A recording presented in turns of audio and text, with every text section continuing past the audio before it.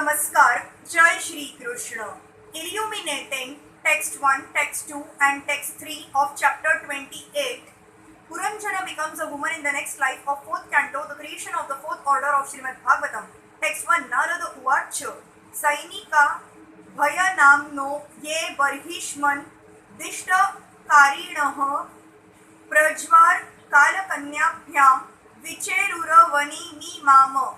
The great sage Narad continued, my dear king, Prachin Barhishata, afterward the king of the Yavanas, whose name is fear itself, as well as Prajvar, Kalakanya and his soldiers began to travel all over the world.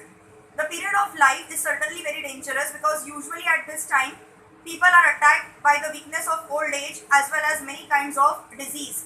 The diseases that attack the body are compared herein to soldiers. These soldiers are not ordinary soldiers, for they are guided by the king of the Yavanas, who acts as their commander-in-chief. The word Dishta Karinah indicates that he is their commander. When a man is young, he does not care for old age, but enjoys sex to the best of his satisfaction, not knowing that at the end of life his sexual indulgence will bring on various diseases which so much disturb the body that one will pray for immediate death. The more one enjoys sex during youth, the more he suffers in old age. Text 2. Ta ekada tu rabhasa Puranjana purim nrupa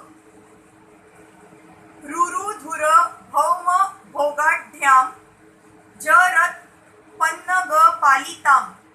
Once the dangerous soldiers attacked the city of Puranjana with great force. Although the city was full of paraphernalia for sense gratification, it was being protected by the old serpent. As one's body engages in sense gratification, it becomes weaker and weaker daily.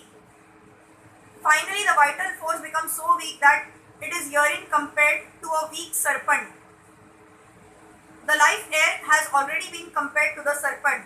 When the vital force within the body becomes weak, the body itself also becomes weak.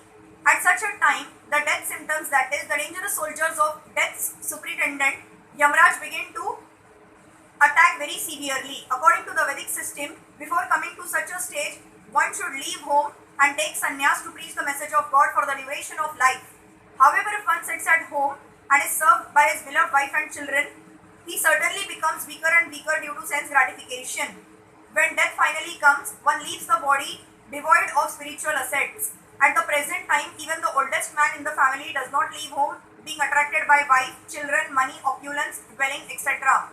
Thus, at the end of life, one worries about how his wife will be protected and how she will manage the great family responsibilities. In this way, a man usually thinks of his wife before death. According to Bhagavad Gita 8.6, Yama Yama Vapi Smaran Bhavam Tyajati Ante Kalevaram Tama Tama Ivaiti Kaunteya Sada Tada Bhava Bhavitaha. Whatever state of being one remembers when he quits his body, he will attain that state without fail. At the end of life, a person thinks of what he has done throughout his whole life. Thus, he gets another body, Dehantara, according to his thoughts and desires at the end of life. One overly addicted to life at home naturally thinks of his beloved life at the end of life. Consequently, in the next life, he gets a body of a woman and he also acquires the results of his pious or impious activities. In this chapter, the acceptance of a woman's body by King Puranjana will be thoroughly explained. Text 3. Kalakanyapi Bhu Bhuje Puranjana Puram Balat Yaya Bhi Bhutaha Purushaha Sadyo Nihasara Tamiyat. Gradually, Kalakanya, with the help of dangerous soldiers, attacked all the inhabitants of Puranjana city and thus rendered them useless for all purposes. At the fag end of life, when the validity of old age attacks a man, his body becomes useless for all purposes.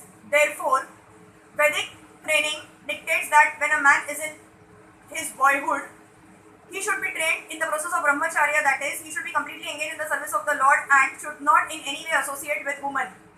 When the boy becomes a young man, he marries between the ages of 20 and 25. When he is married at the right age, he can immediately beget strongly healthy sons. Now female descendants are increasing because young men are very weak sexually. A male child will be born if the husband is sexually stronger than the wife. But if the female is stronger, a female child will be born. Thus it is essential to practice the system of brahmacharya if one wishes to beget a male child when one is married. When one reaches the age of 50, he should give up family life. At that time, one's child should be grown up so that the father can leave the family responsibilities to him. The husband and wife may then go abroad to live a retired life and travel to different places of pilgrimage. When both the husband and wife lose their attachment for family and home, the wife returns home to live under the care of her grown-up children and to remain aloof from family affairs. The husband then takes sannyas to render some service to the Supreme Personality of Godhead. This is the perfect system of civilization. The human form of life is especially meant for God realization. If one is unable to take to the process of Krishna's consciousness from the very beginning of life, he must be trained to accept these principles at the fag end of life. Unfortunately, there is no training even in childhood, nor can one give up his family life even at the end. This is the situation with the city of Puranjana, figuratively described in these verses. Hare Krishna.